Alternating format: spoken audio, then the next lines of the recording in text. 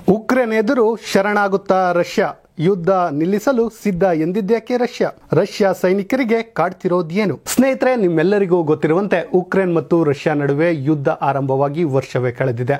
ಆದರೂ ಕೂಡ ಯುದ್ಧ ನಿಲ್ಲುವ ಯಾವ ಲಕ್ಷಣವೂ ಕಾಣಿಸಿರಲಿಲ್ಲ. ಇನ್ನೇನು ಯುದ್ಧವನ್ನೇ ಗೆದ್ವಿ ಅಂತ ಬೀಗುತ್ತಿದ್ದ ರಷ್ಯಾ ಇದೀಗ ಯುದ್ಧ ನಿಲ್ಲಿಸುವಂತಹ ಮಾತುಗಳನ್ನು ಆಡ್ತಿದೆ. ಅಷ್ಟಕ್ಕೂ ದಿಢೀರ್ ಅಂತ ಯುದ್ಧವನ್ನು ನಿಲ್ಲಿಸುವ ಮಾತನ್ನು ರಷ್ಯಾ ಆಡಿದ್ಯಾಕೆ? ಅದರ ಹಿಂದಿರುವ ರಹಸ್ಯವೇನು? ಅದೆಲ್ಲವನ್ನ ಈ ಸ್ಟೋರಿಯಲ್ಲಿ ನಿಮ್ಮ ಮುಂದೆ ಎಳೆ ಎಳೆಯಾಗಿ ಬಿಚ್ಚಿಡುವಂಥ ಕೆಲಸವನ್ನು ನಾವು ಮಾಡ್ತೀವಿ. ಹೌದು ಸ್ನೇಹಿತರೆ, ಅಂತೂ ಇಂತೂ ಇದೀಗ ರಷ್ಯಾ ಯುದ್ಧವನ್ನ ನಿಲ್ಲಿಸುವ ಮಾತುಗಳನ್ನು ಆಡ್ತಿದೆ. ಇಷ್ಟು ದಿನ ಇನ್ನಿಲ್ಲದ ಕ್ರೌರ್ಯವನ್ನ ಮೆರೆಯಲು ಮುಂದಾಗಿದ್ದ ರಷ್ಯಾ ಸಾಕಪ್ಪ ಸಾಕು ಯುದ್ಧ ಎನ್ನುತ್ತಿದೆ. ಉಕ್ರೇನ್ ಒಪ್ಪಂದಕ್ಕೆ ಒಪ್ಪಿಕೊಳ್ಳುವುದೇ ಆದರೆ ಯುದ್ಧವನ್ನು ನಿಲ್ಲಿಸುತ್ತೇವೆ ಎನ್ನುತ್ತಿದೆ. ಅದಕ್ಕೆ ಅಸಲಿ ಕಾರಣವಿದೆ. ಅದೇನಂತ ತಿಳಿಯೋದಕ್ಕೂ ಮುಂಚೆ ರಷ್ಯಾ ಉಕ್ರೇನ್ ಮೇಲೆ ಮಾಡಿದಂತಹ ದಾಳಿ ಎಂತಹದ್ದು ಅಂತ ನೋಡಿದರೆ ಒಂದು ರೀತಿ ನರಕ ದರ್ಶನವಾಗುತ್ತೆ. ಯಾಕಂದರೆ ಆ ಪರಿಯಲ್ಲಿ ಯುದ್ಧ ಮಾಡಿತ್ತು. ತನ್ನ ಆಧುನಿಕ ಶಸ್ತ್ರಾಸ್ತ್ರಗಳನ್ನು ಬಳಸಿ ರಷ್ಯಾ ಇನ್ನಿಲ್ಲದಂತೆ ದಾಳಿ ಮಾಡಿತ್ತು. ಆದರೆ ಉಕ್ರೇನ್ ಕೂಡ ನಾನೇನು ಕಡಿಮೆ ಇಲ್ಲ ಎನ್ನುವಂತೆ ಎದೆಯೊಡ್ಡಿ ನಿಂತಿತ್ತು. ಒಂದು ವರ್ಷವಾದರೂ ಕೂಡ ಯುದ್ಧಕ್ಕೆ ತನ್ನ ಎದೆಯೊಡ್ಡಿ ಸೋಲನ್ನು ಒಪ್ಪಿಕೊಂಡಿಲ್ಲ ಅಂದರೆ ಯೋಚನೆ ಮಾಡಿ ಸ್ನೇಹಿತರೆ, ಇದರಲ್ಲಿ ಯಾವುದು ಶಕ್ತಿಶಾಲಿ ರಾಷ್ಟ್ರ ಅಂತ. ಹೌದು ಸ್ನೇಹಿತರೆ, ನಿಮಗೆ ಗೊತ್ತಿದೆ, ವಿಶ್ವದ ಬಲಿಷ್ಠ ರಾಷ್ಟ್ರಗಳಲ್ಲಿ ಅತಿ ಮುಖ್ಯವಾದ ಒಂದು ರಾಷ್ಟ್ರ ಅಂದರೆ ರಷ್ಯಾ. ಇಂತಹ ರಷ್ಯಾ ಕೂಡ ಉಕ್ರೇನ್ ಮೇಲೆ ಇನ್ನಿಲ್ಲದ ದಾಳಿಯನ್ನು ಮಾಡಿದರೂ ಕೂಡ ಉಕ್ರೇನ್ ಒಂಚೂರು ಕೊಂಚವೂ ಬದಲಾಗೇ ಇರಲಿಲ್ಲ. ಯಾಕಂದರೆ ಅಲ್ಲಿನ ಅಧ್ಯಕ್ಷರಾಗಂತ ಅಂದರೆ ಉಕ್ರೇನ್ನ ಅಧ್ಯಕ್ಷರು ಏನಿದ್ದಾರೆ ಜೆಲೆನ್ಸ್ಕಿ, ಅವರೇ ಕೂಡ ಅಖಾಡಕ್ಕೆ ಇಳಿದಿದ್ರು. ಉಕ್ರೇನ್ನ ಮಿಲಿಟರಿ ಏನಿದೆ ಅದಕ್ಕೆ ಸಪೋರ್ಟ್ ಮಾಡಿದರು. ಅದೇ ಕಾರಣಕ್ಕೆ ಉಕ್ರೇನ್ ಇಲ್ಲಿವರೆಗೂ ಯುದ್ಧವನ್ನು ಮುಂದುವರಿಸಿಕೊಂಡು ಬಂದಿದೆ. ಅದರಲ್ಲಿಯೂ ರಷ್ಯಾ ಹೈಪರ್ಸಾನಿಕ್ ರಾಕೆಟ್ ಇಂದ ಹಿಡಿದು ಇನ್ನಿಲ್ಲದ ದಾಳಿ ಮಾಡುವುದಾಗಿ ಎಚ್ಚರಿಸಿತ್ತು ಮತ್ತು ಪ್ರಯೋಗವನ್ನು ಕೂಡ ಮಾಡಿತ್ತು. ಇನ್ನಿಲ್ಲದೆ ಉಕ್ರೇನನ್ನು ಕಾಡಿತ್ತು. ಉಕ್ರೇನ್ ಅಂತೂ ಯುದ್ಧವೇ ಬೇಡ ಅಂತ ವಿಶ್ವಸಂಸ್ಥೆ ಮೊರೆ ಹೋಗಿತ್ತು. ಅದಷ್ಟೇ ಅಲ್ಲದೆ ಅಮೆರಿಕದ ಸಹಾಯವನ್ನು ಕೂಡ ಬೇಡಿತ್ತು. ಆದರೆ ಇದಕ್ಕೆ ಅಮೆರಿಕ ಕೂಡ ಸಹಾಯ ಮಾಡಿತ್ತು. ಯಾಕಂದರೆ ಇದೆಲ್ಲದಕ್ಕೂ ಮೂಲ ಯಾವುದಪ್ಪ ಅಂದರೆ ಅಮೆರಿಕ. ಹೌದು ಸ್ನೇಹಿತರೆ, ಈ ಉಕ್ರೇನ್ ಮತ್ತು ಏನು ರಷ್ಯಾ ವಾರ್ ಇದೆ ಇದಕ್ಕೆ ಮೂಲ ಯಾವುದು ಅಂದರೆ ಅಮೆರಿಕ. ಅದೇಗೆ ಅಂತೀರಾ? ಅದನ್ನು ಸಿಂಪಲ್ ಆಗಿ ಹೇಳ್ತೀನಿ. ಅದನ್ನು ಹೇಳ್ತಾ ಹೋದರೆ ಗಂಟೆಗಟ್ಟಲೆ ಬೇಕು. ಆದರೆ ನಿಮಗೆ ಸಿಂಪಲ್ ಆಗಿ ನಾನು ಹೇಳೋದಾದರೆ ಸ್ನೇಹಿತರೆ, ಈಗ ಯುದ್ಧ ಆರಂಭವಾಗಿದ್ದು ಯಾವುದಕ್ಕೆ ಅಂತ ಅಂದರೆ ಒಂದೇ ಒಂದು ಕಾರಣ, ಉಕ್ರೇನ್ ಎನ್ನುವಂತಹ ರಾಷ್ಟ್ರ ನ್ಯಾಟೋವನ್ನು ಸೇರುತ್ತೆ ಅಂತ. ಈ ನ್ಯಾಟೋ ಯಾರದಪ್ಪ?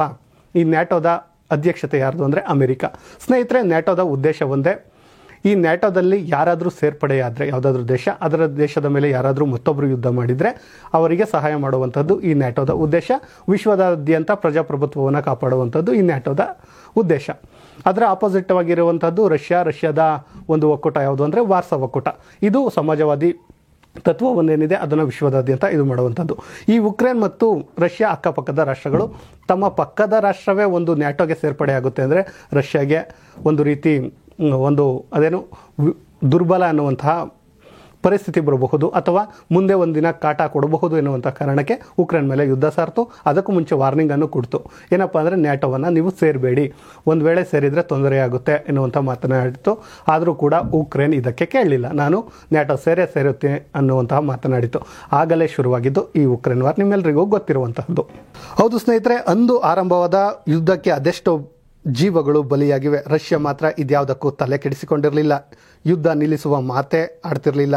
ಉಕ್ರೇನ್ ನಾಶವಾದರೆ ಮಾತ್ರವೇ ಯುದ್ಧ ನಿಲ್ಲುತ್ತೆ ಎನ್ನುವಂಥ ಮಾತನ್ನು ಹೇಳಿದ್ದ ರಷ್ಯಾ ಇದೀಗ ಉಲ್ಟಾ ಹೊಡೆದಿದೆ. ಅದೇನೆಂದರೆ ಯುದ್ಧವನ್ನು ನಿಲ್ಲಿಸಲು ನಾವು ಶತಸಿದ್ಧರಿದ್ದೇವೆ, ಆದರೆ ಉಕ್ರೇನ್ ಇದಕ್ಕೆ ಒಪ್ಪಬೇಕು ಎನ್ನುವಂತಹ ಮಾತನ್ನು ಹೇಳಿದೆ. ಅಸಲಿಗೆ ಈ ರಷ್ಯಾ ಇಂತಹ ಮಾತನ್ನು ಹೇಳೋದಕ್ಕೆ ಒಂದು ಕಾರಣ ಇದೆ. ಅದೇನಪ್ಪ ಅಂದರೆ ಇಲಿಗಳು ಅಂದರೆ ನಂಬ್ತೀರಾ? ಖಂಡಿತವಾಗಿಯೂ ನಂಬಬೇಕು. ಹೌದು ಸ್ನೇಹಿತರೆ, ಇಲಿಗಳಿಂದ ಹರಡುವ ರೋಗವೊಂದು ಕಾಣಿಸಿಕೊಂಡಿದ್ದು ರಷ್ಯಾದ ಸೈನಿಕರನ್ನ ಏಕಾಏಕಿ ಅಟ್ಯಾಕ್ ಮಾಡಿದೆ. ಇದರಿಂದಾಗಿ ರಷ್ಯಾದ ಸೈನಿಕರ ಕಣ್ಣುಗಳಲ್ಲಿ ರಕ್ತಸ್ರಾವಗಳು ಉಂಟಾಗ್ತಾ ಇದೆ, ವ್ಯಾಪಕವಾಗಿ ಹರಡ್ತಾ ಇದೆ ಎನ್ನುವಂತಹ ಮಾಹಿತಿಯನ್ನು ಉಕ್ರೇನ್ನ ಮಿಲಿಟರಿ ಗುಪ್ತಚರ ನಿರ್ದೇಶನಾಲಯ ಹೊರಹಾಕಿದೆ. ಇನ್ನು ಇದರ ಲಕ್ಷಣಗಳನ್ನು ನೋಡೋದಾದರೆ ನಿಮಗೆ ಗೊತ್ತಿರಲಿ, ಇದೊಂದು ರೀತಿ ಕೋವಿಡ್ ಥರನೇ ಸಾಂಕ್ರಾಮಿಕ ರೋಗವಾಗಿದ್ದು ಇಲಿಗಳು ಇಲ್ಲವೇ ಈ ರ್ಯಾಟ್ ಅಥವಾ ಹೆಗ್ಗಣಗಳ ಮೂಲಕ ಈ ಕಾಯಿಲೆ ಹರಡುತ್ತೆ. ಇದರಿಂದ ಸೈನಿಕರಲ್ಲಿ ತೀವ್ರ ತಲೆನೋವು ಉಂಟಾಗುತ್ತೆ, ದೇಹದ ಉಷ್ಣತೆ 40 ಡಿಗ್ರಿ ಏರಿಕೆಯಾಗುತ್ತೆ, ದೊಡ್ಡದಾದ ದದ್ದುಗಳು ಕಾಣಿಸುತ್ತೆ, ರಕ್ತದಲ್ಲಿ ಒತ್ತಡ ಕಡಿಮೆ ಆಗುತ್ತೆ, ಕಣ್ಣುಗಳಲ್ಲಿ ರಕ್ತಸ್ರಾವ, ವಾಕರಿಕೆ ಇನ್ನಿಲ್ಲದ ಇವುಗಳು ಉಂಟಾಗುತ್ತೆ. ಅದರಿಂದಾಗಿ ಬೆನ್ನಿನಲ್ಲಿ ತೀವ್ರ ನೋವು ಮತ್ತು ಮೂತ್ರ ವಿಸರ್ಜನೆಯ ಸಮಯದಲ್ಲಿ ತೊಂದರೆ ಉಂಟಾಗುತ್ತೆ. ಸೊ ಈ ಕಾರಣಗಳಿಂದ ಮೂತ್ರಪಿಂಡದ ಮೇಲೆ ಕೂಡ ಪರಿಣಾಮ ಬೀರುತ್ತೆ. ಇದನ್ನು ಹೆಮರಾಜಿಕ್ ಜ್ವರ ಅಂತಾರೆ. ಇದೇ ಕಾರಣದಿಂದ ಇದೀಗ ರಷ್ಯಾ ಏನಿದೆ ಉಕ್ರೇನ್ ಮೇಲಿನ ಯುದ್ಧವನ್ನು ನಿಲ್ಲಿಸಬೇಕು ಅನ್ನುವಂಥ ಮಾತುಗಳನ್ನು ಆಡ್ತಿದೆ. ಸ್ನೇಹಿತರೆ, ಇನ್ನು ಈ ರೋಗದ ಬಗ್ಗೆ ನಿಮಗೆ ಹೇಳೋದಾದರೆ ಸಿಂಪಲ್ ಆಗಿ ಹೇಳ್ಬಿಡ್ತೀನಿ ಕೇಳಿ.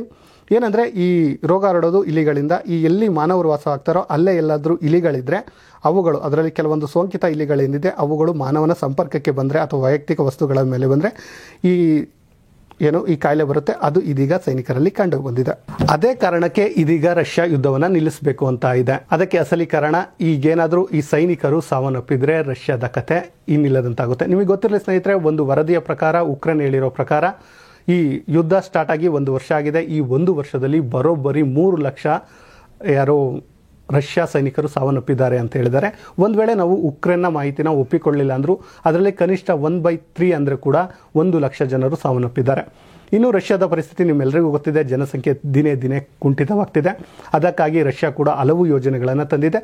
ಅದರಲ್ಲಿ ಪ್ರಮುಖವಾಗಿ ಮದರ್ ಹೀರೋಯಿನ್ ಎನ್ನುವಂತಹ ಯೋಜನೆಯನ್ನು ತಂದಿದೆ. ಏನಪ್ಪ ಇದು ಮದರ್ ಹೀರೋಯಿನ್ ಅಂದರೆ ಸ್ನೇಹಿತರೆ, ಯಾರೇ ಆಗಲಿ ರಷ್ಯಾದಲ್ಲಿರುವಂತಹ ಮಹಿಳೆಯರು ಅಥವಾ ತಾಯಂದಿರು 11 ಮಕ್ಕಳನ್ನು ಅಥವಾ 10ಕ್ಕಿಂತ ಹೆಚ್ಚು ಮಕ್ಕಳನ್ನು ಪಡೆದಿದ್ದೇ ಆದರೆ ಅವರಿಗೆ 13 ಲಕ್ಷವನ್ನು ಕೊಡುವಂತಹ ಯೋಜನೆಯನ್ನು ರಷ್ಯಾದ ಪುಟಿನ್ ತಂದಿದ್ದು ನಿಮ್ಮೆಲ್ಲರಿಗೂ ಗೊತ್ತಿದೆ.